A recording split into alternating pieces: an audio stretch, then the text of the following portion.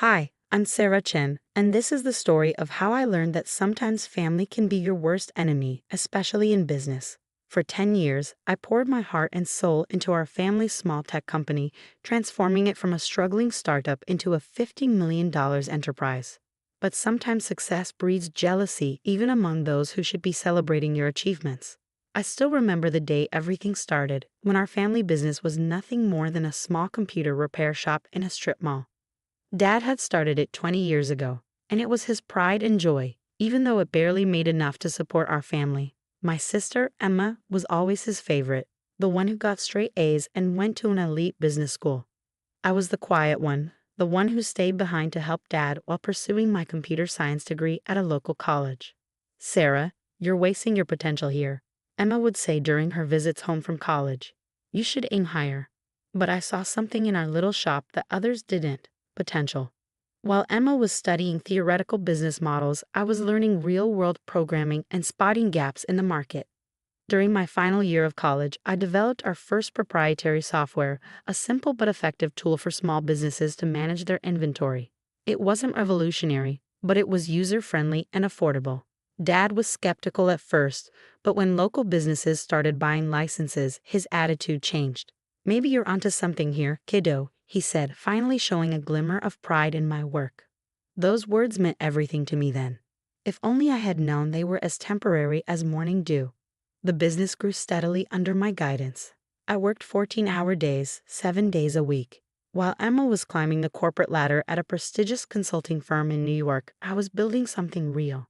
Our little repair shop transformed into a software development company, and our client base expanded from local businesses to national corporations. Mom watched it all with quiet concern. "Don't work too hard, Sarah," she'd say, bringing me dinner at the office. "You need a life outside of work too." But I was driven by a vision, and maybe, deep down, by a desire to prove myself to my family. 5 years into our transformation, we hit our first million in annual revenue. That's when Emma suddenly became interested in the family business again. She quit her job in New York and moved back home. "I think it's time I took my rightful place in the company," she announced at a family dinner. With my business expertise, we could really take things to the next level. Dad beamed at her words. "That's wonderful, princess. We could use your professional touch around here." I sat there, fork suspended midair, trying to process what was happening. The company I had built from nearly nothing was being handed to my sister on a silver platter. But I swallowed my objections and tried to be a team player. Emma was appointed as co-CEO alongside me, despite having no experience in our industry. Dad said it would be good for the company image to have someone with her credentials at the helm. I focused on product development and operations while she handled marketing and investor relations. The next 5 years were a study in contrast. While I continued developing new software solutions and maintaining client relationships, Emma focused on creating a glamorous image for herself as the face of the company. She gave interviews about being a woman in tech and accepted awards for entrepreneurship, all of taking credit for innovations my team and I had created. Our revenue continued to grow, reaching $50 million annually, but so did the tension between us. Emma began excluding me from key meetings, making decisions without consulting me, and slowly pushing me to the sidelines of my own creation. Then came Dad's 60th birthday party. The day everything changed. The party was Emma's idea, of course. She rented out the grand ballroom of the city's most expensive hotel and invited all our business associates. It was more of a networking event than a birthday celebration, but that was Emma's style. Everything had to serve a purpose. I arrived early to help with the preparations, wearing a simple black dress that Emma immediately criticized. "Couldn't you have made more of an effort?" she hissed. "These are important people coming tonight." I ignored her comment and focused on greeting guests as they arrived. The room filled quickly with business associates, clients, and family friends. Emma worked the room like a politician, while I stayed in the background, making sure everything ran smoothly. During dinner, Emma clanked her glass and stood up for a speech. I expected the usual, a touching tribute to Dad, maybe some memories from our childhood. Instead, she dropped a bomb that would shatter our family forever. "As we celebrate Dad's 60th birthday," she began, her voice carrying across the silent room, "I think it's time to announce some changes at Chen Technologies. The board has agreed that the company needs unified leadership to move forward. My heart stopped. Board meetings? What board meetings? For too long, we've been held back by outdated thinking and resistance to change, Emma continued, her eyes fixing on me. That's why, effective immediately, I will be taking over as sole CEO. It's time for certain elements that are no longer serving our growth to step aside. The room erupted in murmurs. I sat there, frozen, as Emma continued her character assassination, disguised as a corporate announcement. Some people, she said, her voice dripping with false sympathy, are better suited to technical roles rather than leadership. My sister Sarah has been adequate in maintaining our legacy systems, but to compete in today's market, we need vision. We need excellence. And frankly, Sarah, you're just not cut out for this level of business. I looked at Dad, expecting, hoping, he would stand up for me. Instead, he was nodding along with Emma's words, a proud smile on his face. Mom stared at her plate, her hands trembling slightly. The truth is, Emma continued, her voice rising, you're worthless in today's business world, Sarah. Your old-fashioned ideas and lack of proper business education have become a liability. It's time for you to step aside gracefully. The silence in the room was deafening. Hundreds of eyes turned to me, waiting for my response. I could feel the pity, the schadenfreude, the judgment. Everything I had built, every sacrifice I had made, was being stripped away in front of everyone I knew. I stood up slowly, my chair scraping against the floor. The sound echoed through the ballroom like a gunshot. Everyone expected a scene, perhaps tears, maybe a shouting match. Instead, I simply picked up my purse, walked to Dad's table, and placed a small wrapped package in front of him. "Happy birthday, Dad," I said quietly. Then I walked out of the ballroom, head held high, leaving behind the whispers and stares. That night, as I sat in my home office surrounded by awards and patents that bore my name, I made a decision. Emma thought she had won, but she had forgotten one crucial detail, something that would turn her moment of triumph into the biggest mistake of her life. As I powered up my laptop and began typing, a small smile played on my lips. Tomorrow would be interesting indeed. After all, there's more than one way to run a successful business, and I had learned more in 10 years than Emma had learned in all her fancy business classes. The next morning would bring changes that none of them saw coming, changes that would make them realize exactly how worthless I really was. The next morning dawned bright and clear. I arrived at the office early before anyone else and waited. At precisely 9 a.m., Emma strutted through the front doors with Dad beside her, both wearing triumphant smiles that were about to be wiped from their faces. "Sarah?" Emma's voice held a mix of surprise and annoyance. "What are you doing here? I thought after last night, you'd have the dignity to stay home." I smiled, remembering the email I had sent at 3 a.m. to every major client, partner, and employee of Chen Technologies. "Just wrapping up some loose ends, sister dear. But since you're here, we should probably talk about the company's future." "There's nothing to discuss," Dad interjected, his voice firm. "Emma's in charge now. The board has already approved it." "Ah yes, the board," I said, pulling out my tablet. "Let's talk about that. You see, while Emma was busy planning parties and giving interviews, I was actually building this company, and there are a few things you both seem to have forgotten." I pulled up a document on the conference room's main screen. "First, let me remind you that I own 51% of Chen Technologies shares. When we incorporated 10 years ago, Dad gave Emma and me equal shares of 25% each, keeping 50% for himself. But 3 years ago, when we needed capital for expansion, Dad sold me 26% of the shares. Remember that day, Dad? You were too busy attending Emma's award ceremony to handle the negotiations yourself, so you signed the papers without reading them carefully." The color drained from both their faces. Emma's perfectly manicured hands gripped the conference table. "That's impossible," she whispered. "Dad would never." "Oh, but he did," I continued, pulling up more documents. "And that's not all. The core software that generates 80% of our revenue, it's not owned by Chen Technologies. It's owned by my separate company, Innovative Solutions LLC.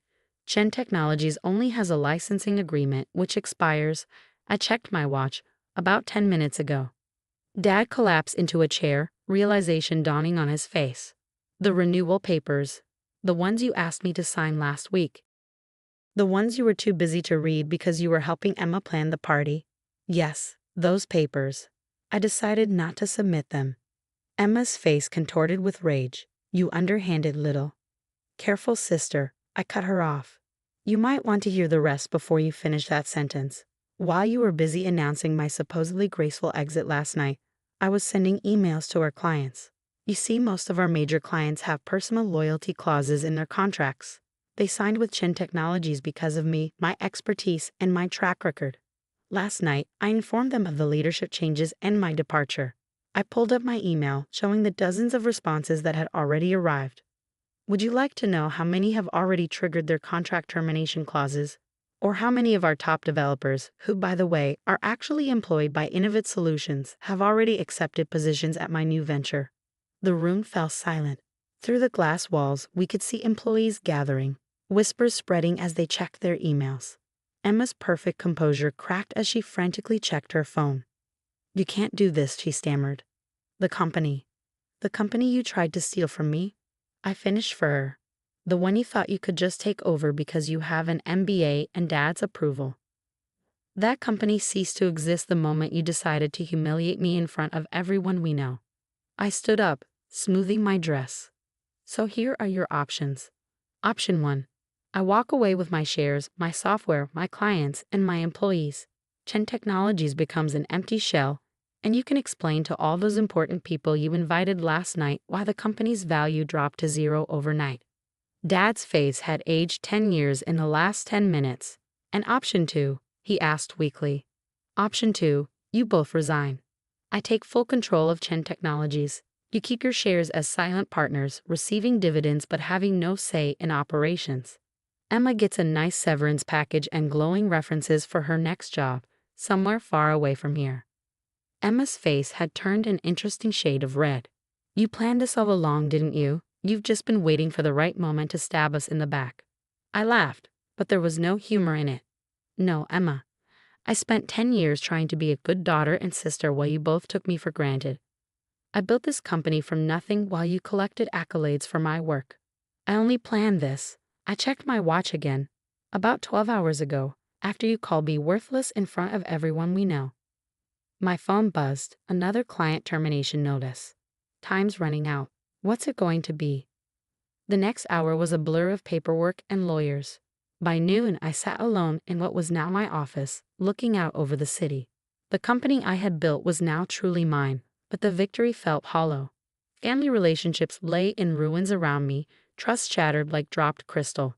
Mom came to see me that evening, her eyes red from crying. Did it have to end this way? She asked softly. They gave me no choice, I replied, my voice gentle but firm. They would have taken everything I built and discarded me without a second thought. She nodded slowly, understanding but sad. What happens now? I showed her the plans I had already drawn up, expansions, new product lines, innovations I had been holding back. Now I built something even bigger, but this time, I'd do it without having to carry people who see me as worthless. Over the next year, Chen Technologies, under my sole leadership, tripled in value. Emma found a job with a startup in Silicon Valley, humbled but hopefully wiser. Dad retired, finally understanding that his golden child had nearly destroyed his legacy. We see each other at holidays, maintaining a polite distance that masks the wounds that may never fully heal. Sometimes late at night, I look at old family photos and feel a twinge of sadness for what we lost. But then I remember that night at the birthday party, the look of disdain on Emma's face. The way Dad nodded along with her cruel words. In business and in family, respect is earned, not given. They learned that lesson too late. As for me, I learned that sometimes the quiet ones, the ones dismissed as worthless, are the ones you should watch out for, because we're the ones who know how to build something from nothing and how to take it all back when others try to steal it. My story spread through business circles, a cautionary tale about underestimating the wrong person. These days, when I attend industry events, I often catch whispers. That's Sarah Chen, the one who. They never finish the sentence, but they don't have to. My success speaks for itself. Last week, I received an invitation to speak at Emma's business school's graduation ceremony. The topic? Hidden Strengths, the Power of Underestimated Leaders. I accepted the invitation with a small smile, already planning my speech. After all, I have quite a story to tell. The company continues to thrive under my leadership, but more importantly, I found peace with my decisions. Sometimes the strongest message you can send is simply proving people wrong. And sometimes the best revenge isn't about destroying others. It's about rising so high that they can't help but see their own mistakes. As I write this from my office overlooking the city, I'm reminded of something my mother once told me. Success is the best revenge, but wisdom is knowing when to stop seeking revenge and start seeking growth. She was right. I've moved past the need for revenge now. These days, I focus on building something meaningful, something that will outlast all the petty jealousies and family dramas. I still keep that wrapped birthday present I never gave Dad. A photo album of the company's journey from that tiny repair shop to what it is today. Maybe someday, when the wounds have healed enough, I'll finally give it to him. Until then, it serves as a reminder that our greatest strengths often come from the very things others underestimate about us.